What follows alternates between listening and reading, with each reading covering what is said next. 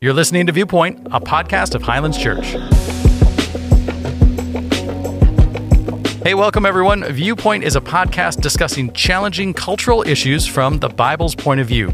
We want to equip the church to be able to encounter the world around us with the truth of the gospel. I am Brendan Anderson, the Weekend Services Pastor here at Highlands Church, and I'm joined as always by our Pastor of Adult Education, Joe and Franco. Welcome, Joe.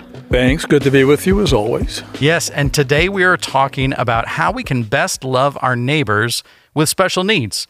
One simple but often overlooked way is to assume competence.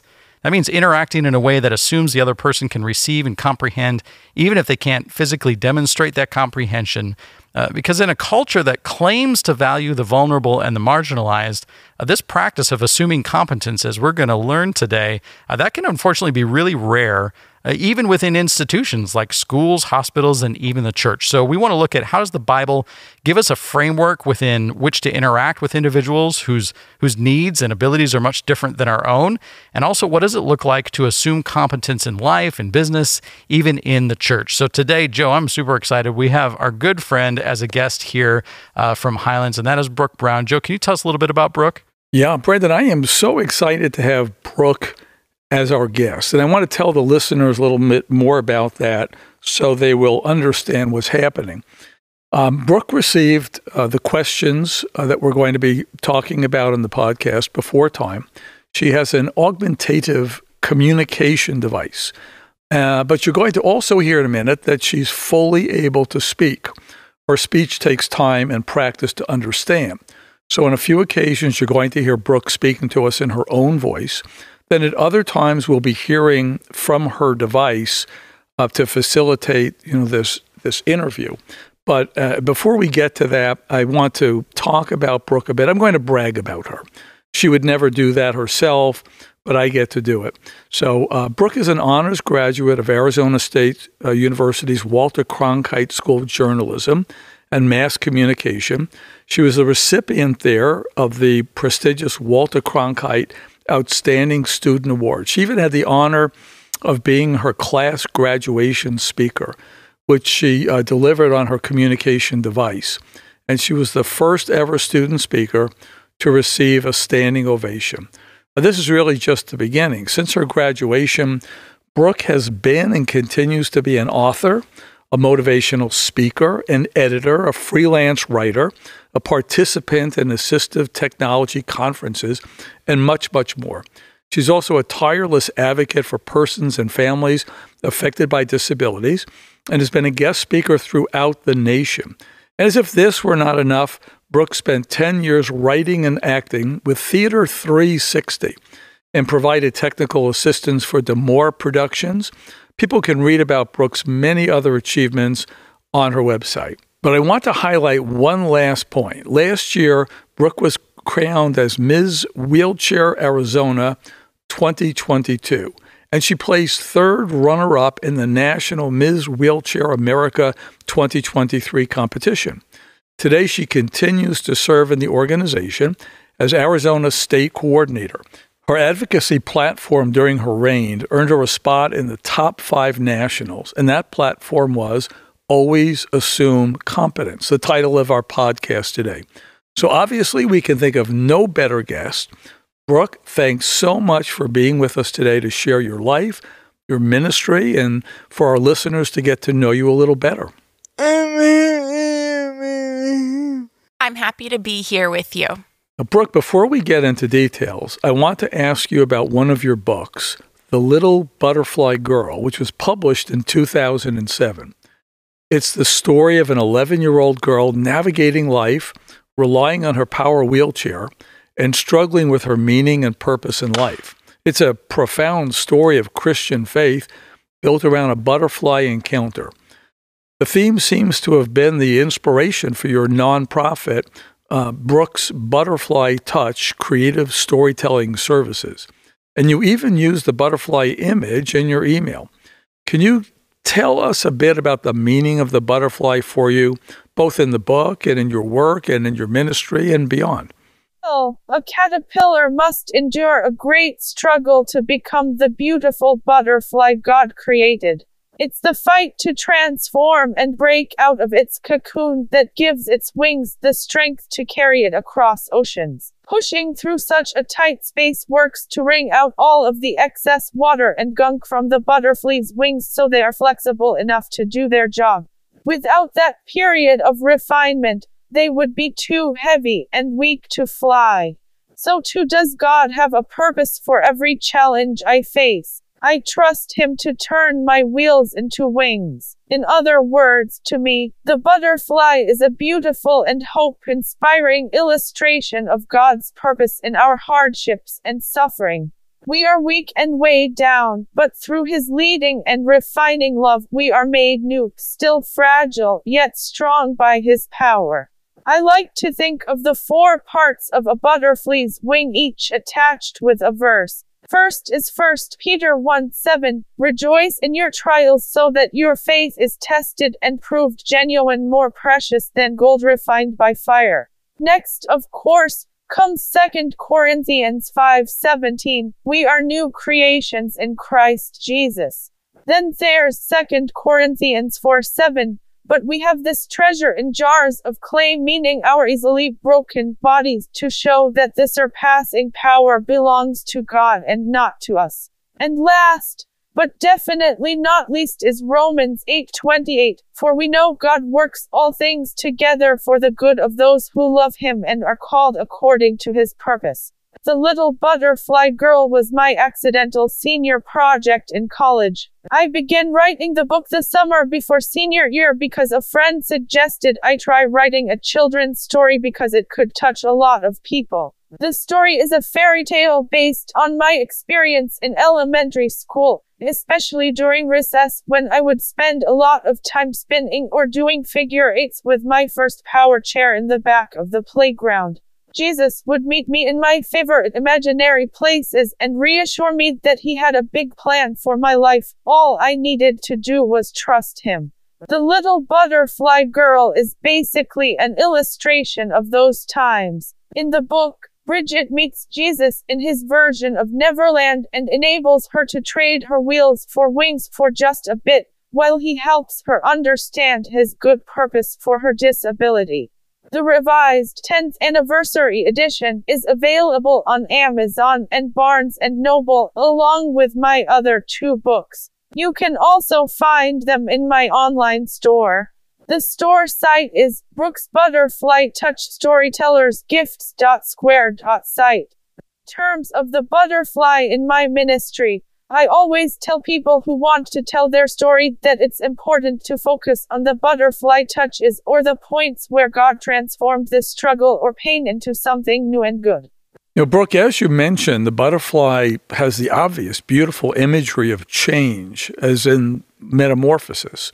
We're all promised a time when we're going to leave these earthly bodies and get our new spiritual bodies. So I guess that makes all of us caterpillars right now, if that's the right word. Yes, there is definitely also that to look forward to.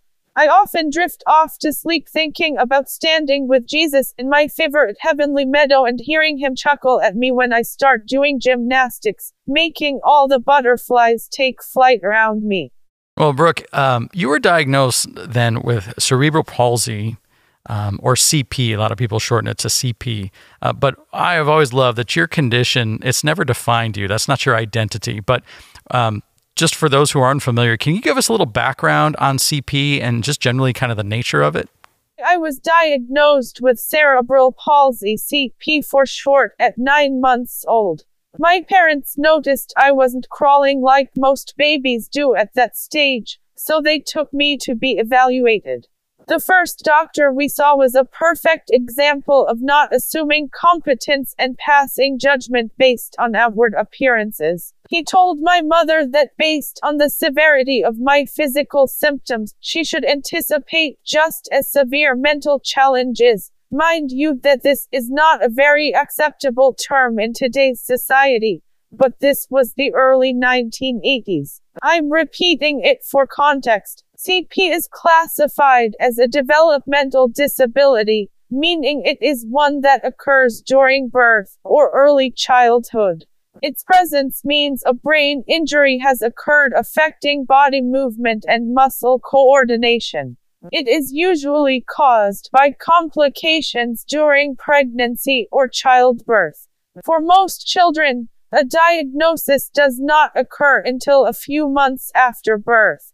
The most severe traits of cerebral palsy are muscle tightness, high tone, which often hampers the ability to be mobile, as well as fine motor capability and impaired speech. Other less common symptoms include loss of hearing, eyesight, and abnormal body sensations and perception.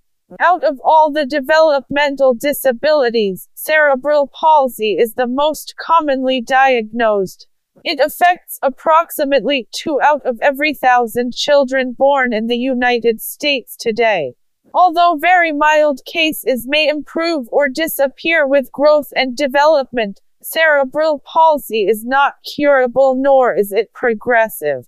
Improvement can be made with therapy, and medications such as baclofen can be used to reduce spasticity. Spasticity is the general medical or therapy term for frequent involuntary muscle spasms or muscle tensing. For example, if I get overly excited or angry, my whole body will tense up and my feet will kick out. Yeah, that's super helpful for context. Thanks for sharing that. But can we go back? Let's go back to the time of your parents getting the diagnosis. Now, that doctor, of course, could not have been more wrong in his evaluation of what was to come for you. But man, that had to be so hard for your parents initially. How did they react and get through kind of that initial stage? Obviously, my mom knew better from observing how I engaged with my environment on a daily basis. She sought a second opinion immediately. The next doctor was more perceptive. While he concurred with the diagnosis of CP, he emphatically told my parents not to ever let anyone tell them that I am mentally challenged because I was very bright, as my APGAR test scores were off the charts. Yeah, Brooke, it's so encouraging to hear that your mom had that insight and she didn't settle for bad advice. It was coming from really a well-intentioned expert.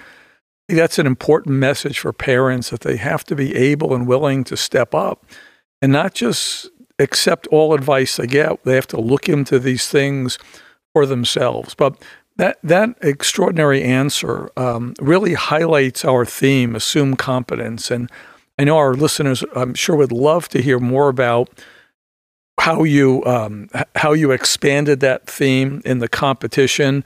Tell us more about that. Unpack that expression for us. What does it mean to assume competence? Phrase is a concise and polite way of saying that in terms of people with disabilities, one should always make the presumption that they can understand everything being said to them and are aware of what is going on around them, no matter the severity of their limitations. A non-disabled person should approach them the same way they would any other person. Aside from communication, assuming competence also means not passing judgments about a person's life and abilities by appearance only. Stop viewing people with disabilities as inferior or less valuable to society than any other people. Instead, think of those with disabilities as you would people from a different culture.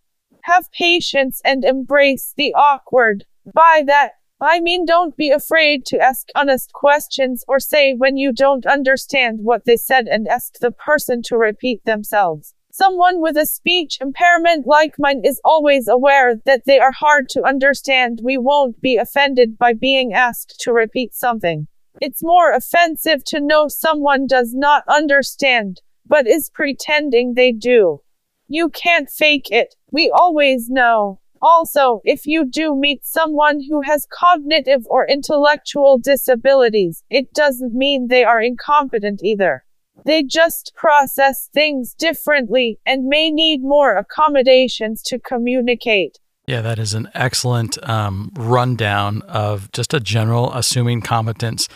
And when you hear it, it just all seems so obvious and common sense, but it's hard to do and put into practice in real time. I mean, I know me personally, I'm thankful for just the grace and graciousness that you have with interacting with us here just around Highlands Church as we encounter you. As I first met you, I don't even know how many years ago, as you've helped us out with a number of projects. Can you, just along those lines of interactions that you've had, can you give a few examples of kind of what you've experienced? That's certainly a can of worms. As a kid, I learned a few things very quickly. First, when meeting new people, I could never expect a quote typical response. Adults especially would react according to whatever their assumptions or misconceptions were beforehand. To this day, when people meet me out in public somewhere, many hear my voice, which sounds different because I have dysarthria, a common condition that comes with cerebral palsy, strokes, and spinal cord injuries because of muscle weakness and spasticity, and assume that I have a cognitive disability that doesn't allow me to understand what people are saying. This is not true. Dysarthria only affects the muscles in my jaw and face. It has nothing to do with my mental competence. In light of this, I learned early on not to be surprised when people either speak louder and slower than necessary as if I'm deaf, talk around me instead of directly to me as in invite me to join a group conversation, but not give me enough extra time to contribute anything meaningful. That was a common occurrence at birthday parties, etc., in school and still is at big functions. More than anything, people will speak about me in third person to whoever is with me instead of asking me their questions, like in restaurants and medical offices. Yeah, that has to have been so incredibly difficult for you. And yet, as Brendan said, you've always handled this with such grace. It reminds me of Americans speaking, with foreigners who don't speak English, and how people will repeat questions and they'll get louder and louder. You'll help me, right? You'll help me. You help me. As if cranking up the volume is going to have somebody help somebody to understand you. It's nearly comical at times, but sadly, that's something that you've experienced. How has that experience affected you? The idea that people were not seeing or understanding the extremely bright and eloquent person behind your speech deficit. Can you share a few thoughts on that? First, if people interact with me regularly, like more than twice, they will usually catch on to the fact that I am home and all the lights are on, so to speak. I have struggled with feeling inferior and overlooked or invisible to others for many years. Those insecurities are not as pronounced as they used to be, but there are still times when they resurface.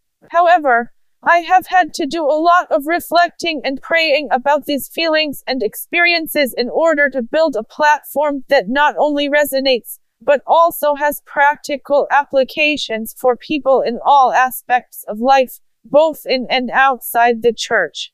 Jesus has shown me his purpose in all the hardships of living with cerebral palsy, and that I have value even though it doesn't always feel like it. I have learned that although my body is seen as dysfunctional and my speech is difficult to understand, I still have a voice. God has called me to use it to bring hope and encouragement to others and help them find the power in their stories as well. I love just how real and genuine your faith is, no matter what things have come your way, both opportunities and challenges. I've seen you, as great opportunities come your way, you give glory to God. As challenges come your way, you say, well, God's going to get me through this. I mean, it doesn't matter if you're on the mountaintop, if you're in the valley. We just talked about that just last weekend in our services.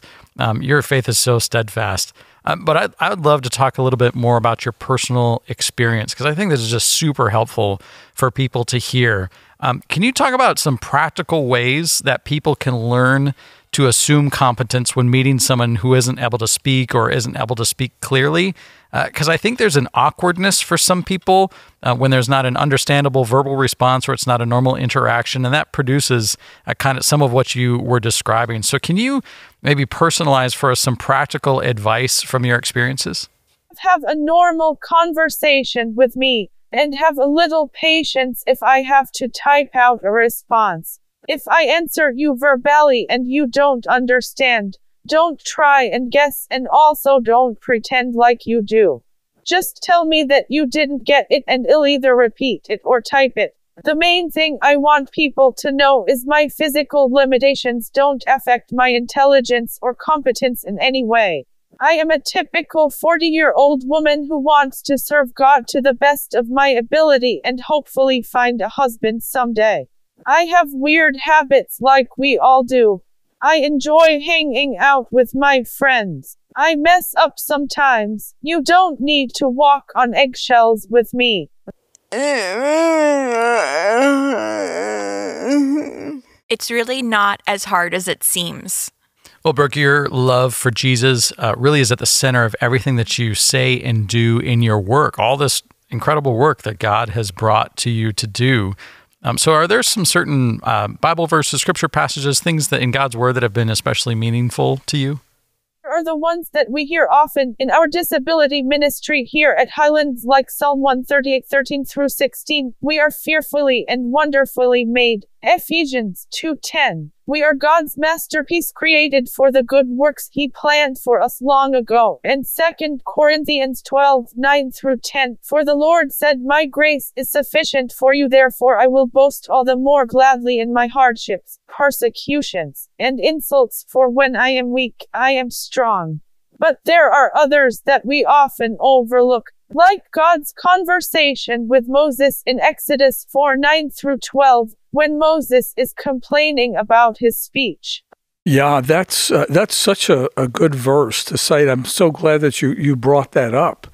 That verse has been very meaningful to me. I've actually spent time meditating on it, even though it's difficult for some people to understand, for most of us to understand. I think in verse 11 there, God says to Moses, who has made, well, the context is Moses is complaining that he's not able to speak well. And the Lord replies to him, who has made man's mouth? Who has made him mute or deaf or seeing or blind? Is it not I, the Lord? It basically says that God determines how all of us come into this world. And, with that understanding for all of us, gosh, I guess whatever situation we find ourselves in, then it's just a matter of faith and coming to that point in our lives that we say, Lord, you've determined how I'm going to enter and even leave this world, and now I have to do the best with what you've given me. Exactly. I used to say that my only bone to pick with God was my speech, but my experience over the last couple of years has made me rethink that. If I didn't have the voice that I have, I would not be here speaking to you today. Therefore, my speech is my power and a tool of my ministry to encourage others in their struggles. The voice you're hearing right now is an augmentative communication app on my iPhone. I am fully able to speak, but as you have heard a couple times in this conversation, my speech just takes a little time and practice to understand. And there are also passages like 1 Peter 4:10-11, which tells us that God gives spiritual gifts to everyone. Disability is not an exception. If you look in the Beyond Suffering Bible, which is published by Joni and Friends, the note on this passage is something I always remember. It says God gives every believer a spiritual gift to be used to serve others. Disability does not negate that truth. Even gifts that seem less noteworthy demonstrate God's character. The church needs to make a special effort to provide opportunities for people with disabilities to use their gifts and talents. When we do so, God is glorified, and the body of believers is edified. Yes, you raise so excellent a point. How can churches do better? I think we all agree churches need to do better. But what are some practical steps that a church can take to assume competence? Help us with that. Main thing for me is perspective. The challenge for churches is to see that people with disabilities are not completely separated from the main church body. They should be given opportunities to use their gifts and serve just like everyone else. Brendan will tell you that I'm always bugging him to let me help with any creative stuff that I can. In fact, one of the very first conversations we ever had was, "Hey, I'm a creative writer. Do you need help with the scripts for the Christmas show?" It's important for the church to remember that people with disabilities, no matter how complex, are still God's creation. Let me just say for the record, Brooke, that Brendan has never asked me to help with anything creative or anything technical. And I'd like all of our listeners to know that when I had technical issues, I asked you, and you were very kind to help me. So thank you for that. I am a perceptive person, Joe, and I understand in every individual person's gifting as God has created them. Well, but Brooke, you, you're not just great at talking about this stuff, but you really become an advocate and a spokesperson, and you've done that for years now. Is this issue getting better in schools and churches and other institutions around the culture? Are there ways for people to help advocate for more inclusion in this kind of way? The answer to that is complex. In terms of culture, I do see a lot of progress because people who have disabilities are able to be seen and be more vocal, especially on social media.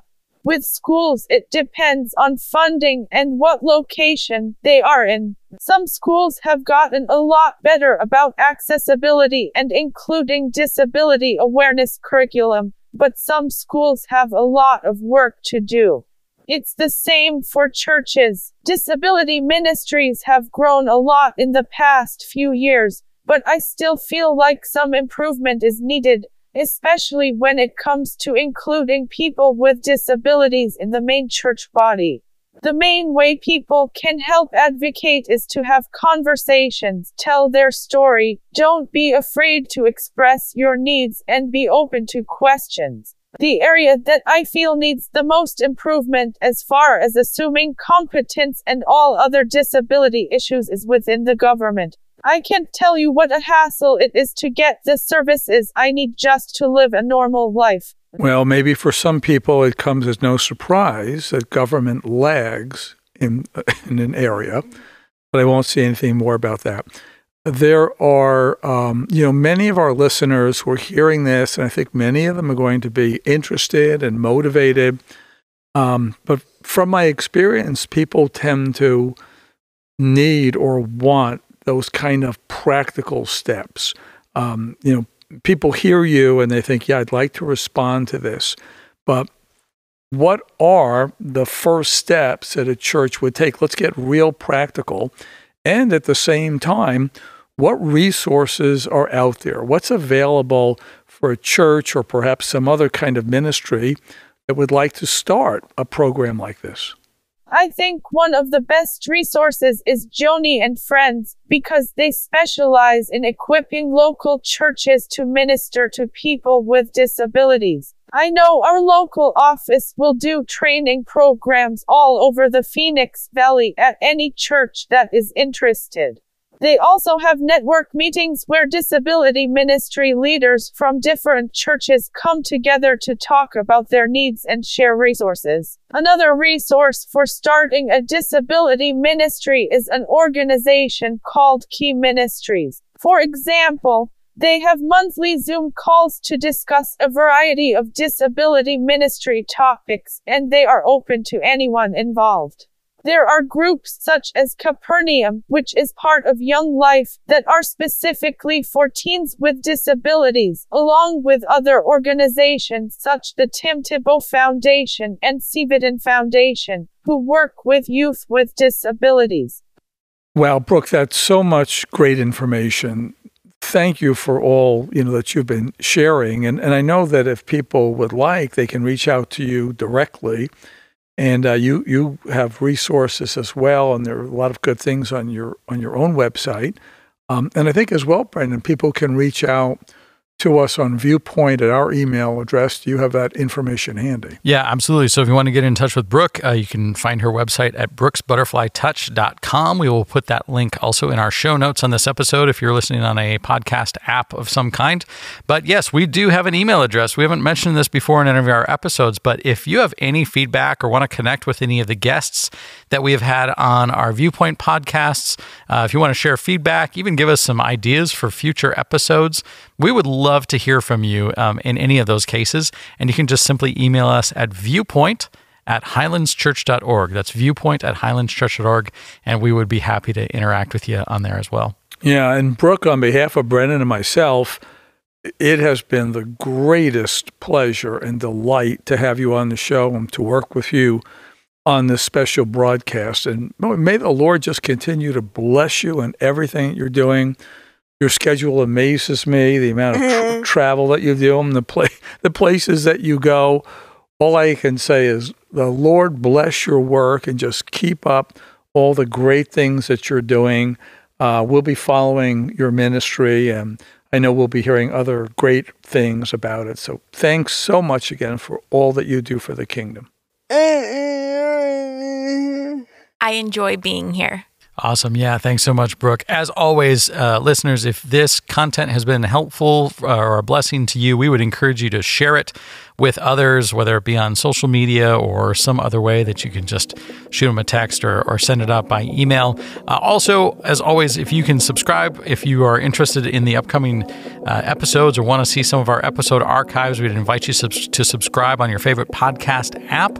Also, if you are able, leave us a review. It's not that we need the validation, it's just that the internet algorithms that govern what podcasts are suggested or not see reviews as interactivity and see those then as a podcast that it might want to suggest to somebody else. So you can help us grow. And really, we just want to be able to equip the church to follow Jesus in the midst of cultural conversations and really bring the hope of the gospel to bear on all these things that we encounter in our culture.